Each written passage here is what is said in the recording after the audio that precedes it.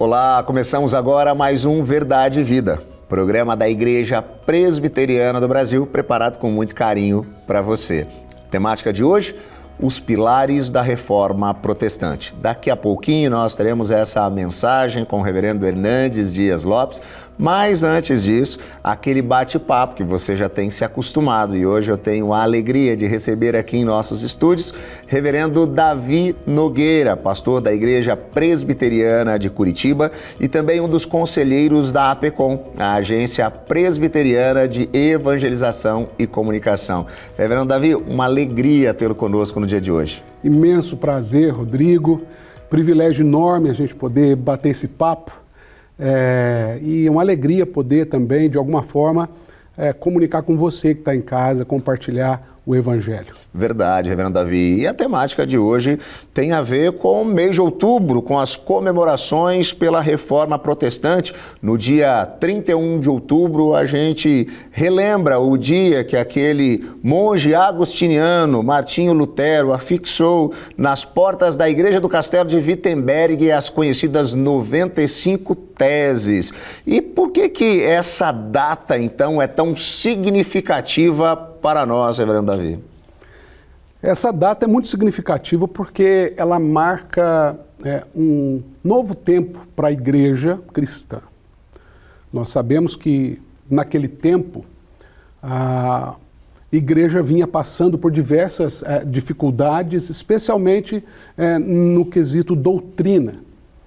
E quando Lutero se vê movido pelo Eterno a ser esse instrumento do Senhor ali, afixando as 95 teses, ele promove um retorno às Escrituras Sagradas e, com isso, a igreja retoma toda a sua jornada na missão, tendo como a palavra de Deus centro de todas as coisas, do culto, da teologia e de tudo que gira em torno disso. É uma data muito importante para a igreja protestante do modo geral. Nesse sentido, pastor Davi, o senhor diz sobre essas questões doutrinárias, né, um retorno a algumas práticas ou algumas perspectivas. Quais seriam então esses pilares, ou há alguns pilares que a gente pode se referir para lembrarmos da Reforma Protestante? Acredito que todos os pilares são conhecidos aí dos 5 solas. Alguns entendem que foram 4, outros até 3, mas tudo advém do retorno às Escrituras. As Escrituras são o pilar principal da Reforma Protestante e de todos os seus fundamentos. Você conhece os 5 solas: sola Scriptura, solus Christus, sola gratia, sola fide e soli Deo gloria. Somente as Escrituras, somente Cristo, somente a graça do Senhor, somente a fé e, por isso, não menos, só a Deus glória. Esses pilares, eles são uma resposta ao movimento da Reforma Protestante e uma reestruturação de todo o caminho da igreja, porque uma vez que esses pilares são estabelecidos, a verdadeira e sã doutrina é restabelecida e a igreja é redirecionada para o rumo da missão que sempre foi o plano eterno do Senhor. A gente ouve hoje, pastor Davi, muitas pessoas mostrando um certo interesse por conhecerem um pouquinho mais da então chamada teologia reformada, principalmente o viés daquilo que a gente chama da soteriologia reformada, a doutrina da salvação a partir da perspectiva reformada, algo que às vezes é diferente de muitas linhas, né, da igreja cristã que seguiram, e hoje então, por uma série de motivos, inclusive os desenvolvimentos tecnológicos, a facilidade de encontrar isso nas mídias sociais, via internet, isso tem despertado primeiro uma curiosidade, consequentemente uma busca, e nós percebemos, né, nós que vivemos o dia a dia de uma igreja reformada, que é o viés da Igreja Presbiteriana do Brasil, várias pessoas chegando semana após semana, mesmo que tenham passado por outras igrejas, tenham tido trajetórias, né, espirituais, religiosas, das mais diversas possíveis, querendo conhecer um pouquinho a respeito disso. Por que você acha que tem acontecido nos nossos dias esse despertamento? Por que tantas pessoas têm, então, buscado conhecer um pouquinho mais a teologia reformada? Certo. Evidentemente que não se compara ao tempo de Lutero e do berço da Reforma, mas com o passar dos anos, eu acredito que a igreja dita evangélica, ela foi se tornando, a partir dos movimentos que foram surgindo, especialmente numa história mais recente, onde o culto, de alguma forma, e a própria proclamação do evangelho, ela começa a ter uma tonalidade mais autocentrada.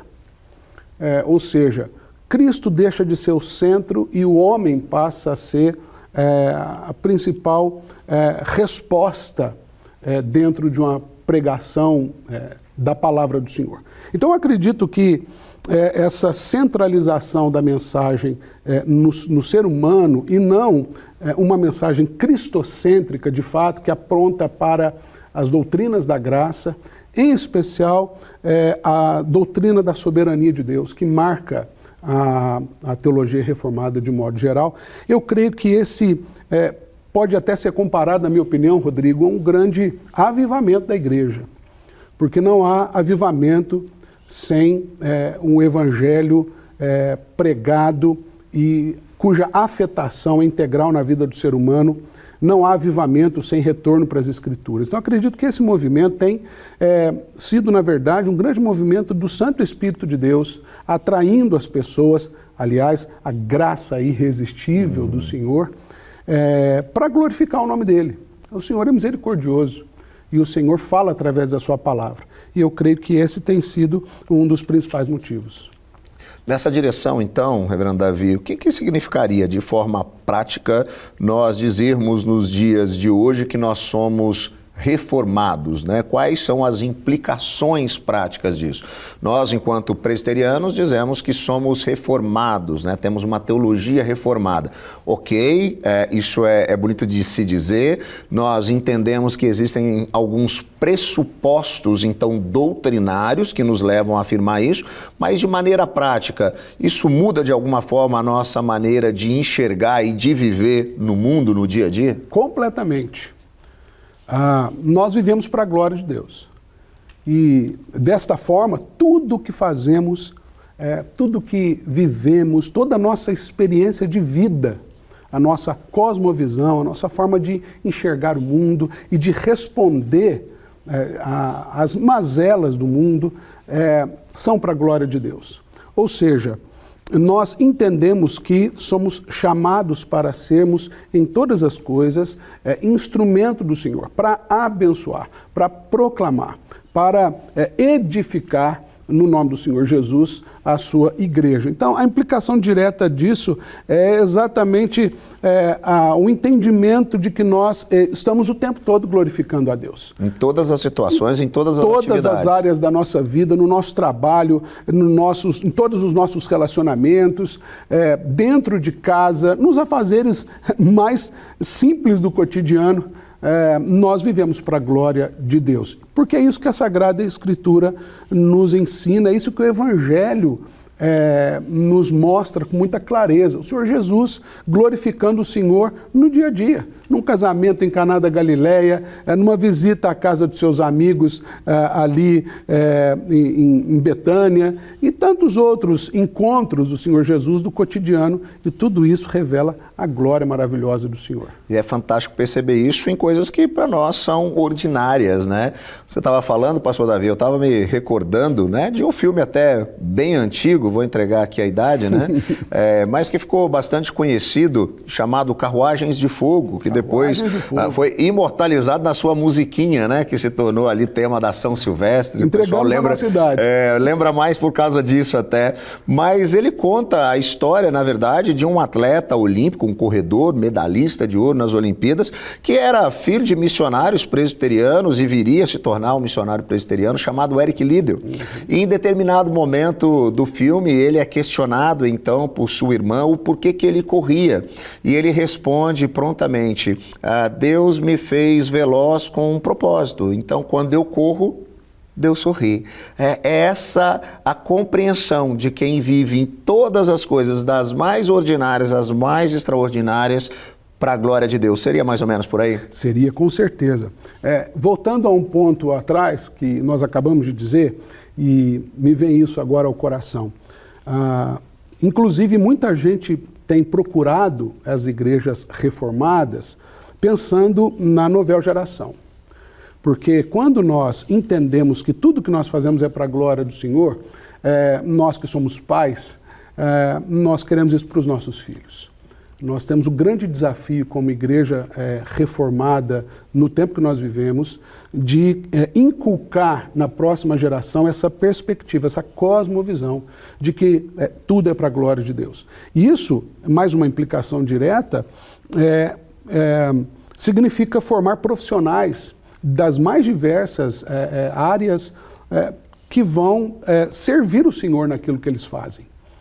Então eu acho que esse aspecto da importância de um filho de um missionário, de um filho de um pastor, como é o seu caso, um pedigree pastoral, mas não somente esse pessoal que tem uma base, uma história já vivenciada na igreja, sobretudo os novos convertidos, aqueles que se aproximam de uma doutrina reformada, encontram nessa doutrina essa chamada, essa vocação, esse sacerdócio. É verdade, uma compreensão completamente diferente de como viver, né, a vida no dia a dia, inclusive uma vida que evoque perguntas cuja resposta é sempre o Evangelho da Graça de Cristo Jesus. E é isso que nós fazemos aqui no Verdade e Vida todas as semanas. Nós conversamos e refletimos a partir das Sagradas Escrituras, apresentando a você as verdades do Evangelho. E é isso que daqui a pouquinho você vai poder ouvir também na mensagem do Reverendo Hernandes Dias Lopes, à sua mente e ao seu coração.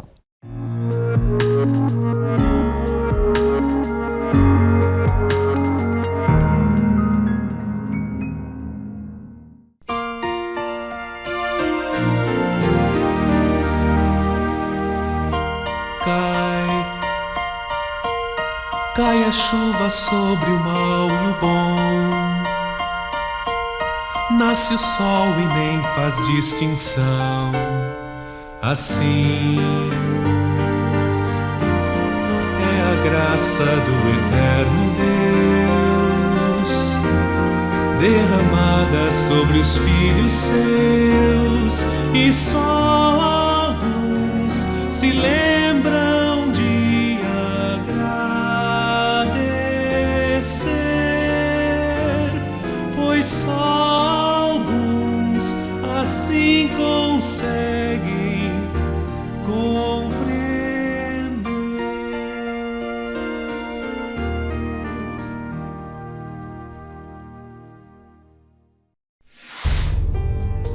Ansiedade é preocupação exagerada, pressa, angústia, medo.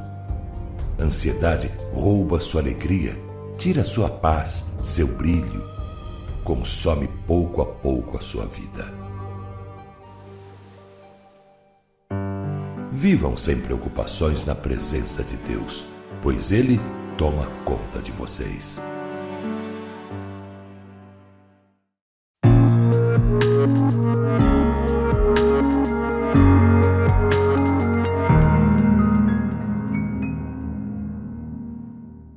É um privilégio compartilhar com você a preciosa Palavra de Deus. Hoje quero tratar de um assunto fundamental, importantíssimo para a história da Igreja Cristã, que é os pilares da Reforma Protestante. Vamos basear esta mensagem em Romanos capítulo 1, versos 16 e 17. Vamos ouvir a leitura do texto. Pois não me envergonho do Evangelho, porque é o poder de Deus para a salvação de todo aquele que crê, primeiro do judeu e também do grego, visto que a justiça de Deus se revela no Evangelho, de fé em fé, como está escrito. A Reforma Protestante do século XVI foi um divisor de águas na história do cristianismo. Não foi uma inovação, foi um retorno à doutrina dos apóstolos. Foi uma volta às Escrituras. No dia 31 de outubro de 1517, o monge agustiniano Martinho Lutero fixava nas portas da igreja de Wittenberg as 95 teses contra as indulgências, deflagrando assim este grande movimento de reforma e dando início, então, a uma volta definitiva às Escrituras como nossa única regra de fé e prática. Certamente, a verdade magna que refulgiu com esplendor naquela ocasião é de que o justo viverá pela fé. E a pergunta que fazemos agora é: quais foram os pilares desta reforma protestante? Nós sintetizamos esses pilares em 5 solas que foram destacados e enaltecidos nesse período da reforma. O primeiro deles, o sola Escritura, ou só a Escritura. A Bíblia não é uma dentre as muitas revelações de Deus para nós, no sentido de regra de fé e prática. Deus se revelou na natureza, Deus se revelou na nossa consciência, mas a revelação especial de Deus para conhecermos a sua vontade, o seu propósito, é a Bíblia. Ela é para nós a palavra inspirada, inerrante, infalível, suficiente, a nossa única regra de fé e de prática. Não é o que a igreja fala, ou o que o teólogo diz, ou o que esta corrente teológica ou filosófica afirma. Para nós, a Bíblia é a palavra de Deus e a nossa única regra de fé e de prática. O segundo pilar é sola gratia, ou seja, só a graça. A salvação não é por aquilo que você faz para Deus, mas a salvação decorre daquilo que Deus fez por você. Quando Deus enviou o seu Filho, seu único Filho, Jesus Cristo, nosso Senhor, para assumir o nosso lugar como nosso fiador e representante, como nosso substituto. E diz a Bíblia que o Senhor Jesus, então, assumindo o nosso lugar, carregou sobre o seu corpo no madeiro os nossos pecados, pois Deus lançou sobre ele a iniquidade de todos nós. Ele, sendo santo, foi feito pecado, sendo bendito, foi feito maldição. E ele morreu pelos nossos pecados, segundo as Escrituras, foi sepultado e ressuscitou, segundo as Escrituras, para a nossa justificação. O que é graça? Graça, este dom imerecido de Deus, esta oferta gratuita da salvação, da vida eterna que temos em Cristo Jesus. Portanto, a salvação é total e exclusivamente pela graça de Deus. O terceiro pilar da reforma é sola fide, só a fé. O homem não é salvo pelas obras, o homem não é salvo pelas obras mais a fé, o homem é salvo pela graça mediante a fé. A fé não é a causa meritória da salvação, a fé é a causa instrumental da salvação. A Bíblia é peremptória, é clara em afirmar: pela graça sois salvos mediante a fé. Isso não vem de vós, é dom de Deus, não de obras, para que ninguém se glorie. De tal forma que, quando você crê, você se apropria, pela fé, desta oferta gratuita, a oferta da vida eterna, que Jesus Cristo, Filho de Deus, adquiriu para nós, pelo seu sacrifício vicário, substitutivo, dando-nos assim a bênção de tomarmos posse agora deste presente maior, o presente da salvação, da vida eterna. Portanto, não há possibilidade de nenhum ser humano ser salvo em qualquer lugar do mundo ou em qualquer tempo da história, exceto por meio da fé em Jesus Cristo. É a fé nele, é a confiança nele. Quando você transfere a sua confiança de quem você é, do que você faz, da sua religiosidade, dos seus méritos pessoais, das suas obras caridosas ou de quaisquer outras razões ou motivos, e você confia exclusivamente no Senhor Jesus. Quando o carcereiro de Filipos perguntou para o apóstolo Paulo e para Silas: que devo fazer para que seja salvo? Eles responderam com clareza: crê no Senhor Jesus, e será salvo tu e a tua casa. O próprio Senhor Jesus disse para Nicodemos: porque Deus amou o mundo de tal maneira que deu o seu Filho unigênito, para que todo que nele crê não pereça, mas tenha a vida eterna. A Bíblia é clara e Jesus afirmou: em verdade vos digo, quem crê em mim tem a vida eterna. Não é crer na igreja, não é crer no pastor, no missionário, no padre, no bispo, no rabino, é crer no Senhor Jesus. Só Jesus pode dar a você a vida eterna. Por isso, o quarto pilar da reforma é solos Christus, ou seja, só Cristo. Veja você que há alguns ditados populares que vão se consolidando na mente das pessoas. Por exemplo, todo caminho leva a Roma. Por exemplo, toda religião é boa. Ou, o que importa é você ser sincero. A pergunta é: isso tem base ou amparo nas Escrituras? É verdade que todo caminho leva a Roma? É verdade que toda religião é boa? É verdade que basta ser sincero para ser salvo? E a resposta é um sonoro não. A Bíblia nos informa que não há nenhum outro nome dado entre os homens pelo qual importa que sejamos salvos, a não ser o nome de Jesus. Não há salvação em nenhum outro nome. Só Jesus Cristo salva. Só Ele é o Salvador. Ele veio ao mundo e recebeu o nome de Jesus, porque Ele veio para salvar o seu povo de seus pecados. Só Ele morreu a morte vicária, substitutiva, em seu lugar, para dar a você a vida eterna. Só Ele pagou a sua dívida, cancelou o escrito de dívida que era contra você, quitando a sua dívida com o seu precioso sangue.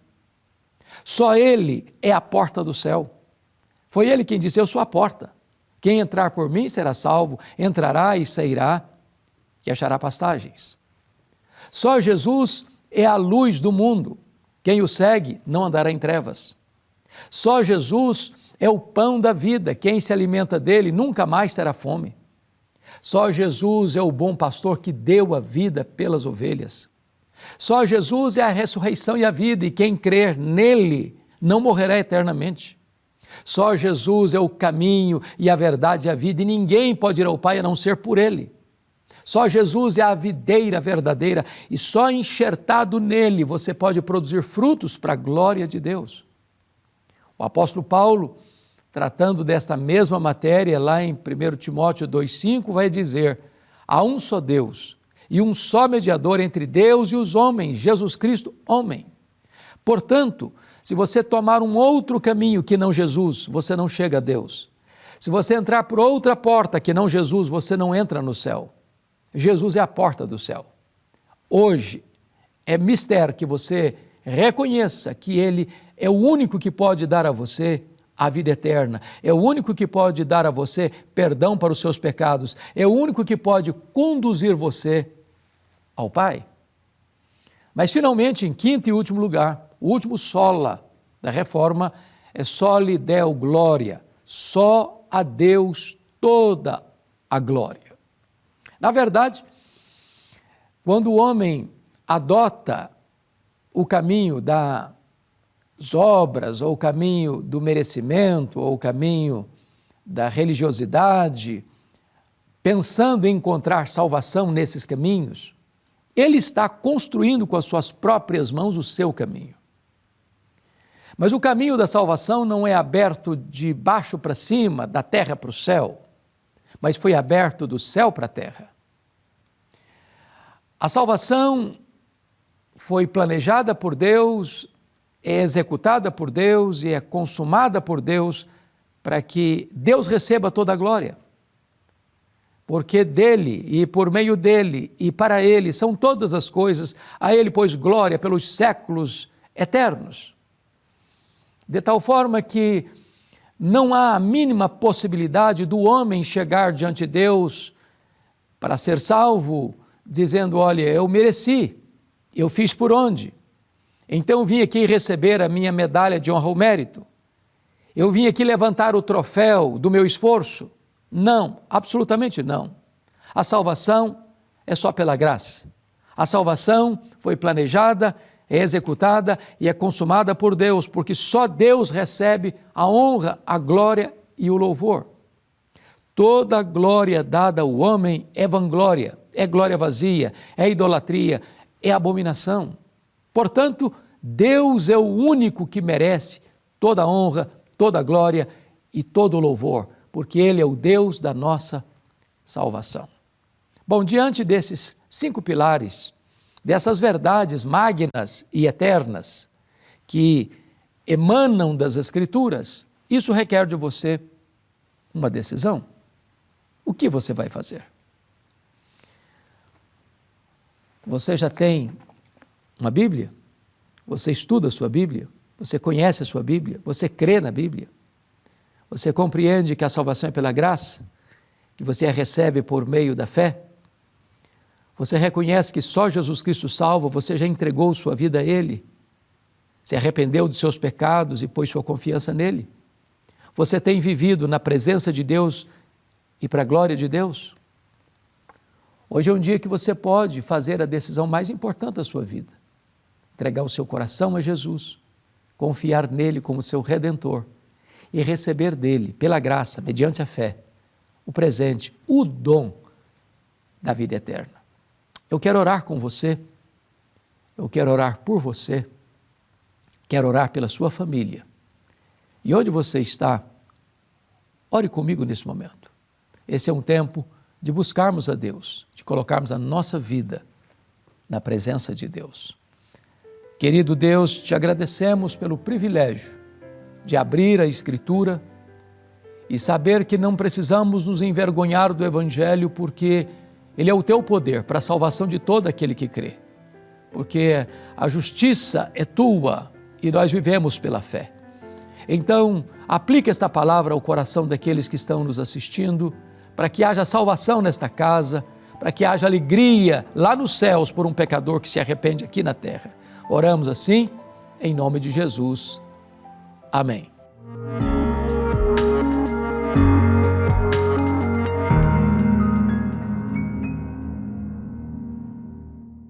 E chegamos ao final de mais um Verdade e Vida, programa da Igreja Presbiteriana do Brasil. Temática de hoje, os pilares da Reforma Protestante. Espero que você tenha sido tão abençoado quanto eu por este programa.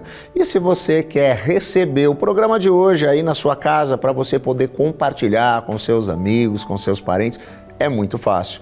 Basta você entrar em contato conosco pelo WhatsApp.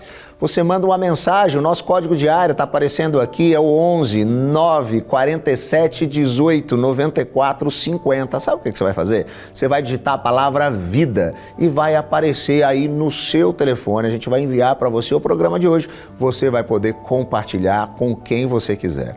E se você quiser ter acesso aos outros programas das outras semanas, também é muito fácil. Basta você acessar o YouTube da Igreja Presbiteriana do Brasil, youtube.com/IPB Oficial. Lá você vai encontrar todos os nossos programas. Nós vamos ficando por aqui, mas semana que vem a gente está de volta, no mesmo horário e no mesmo canal.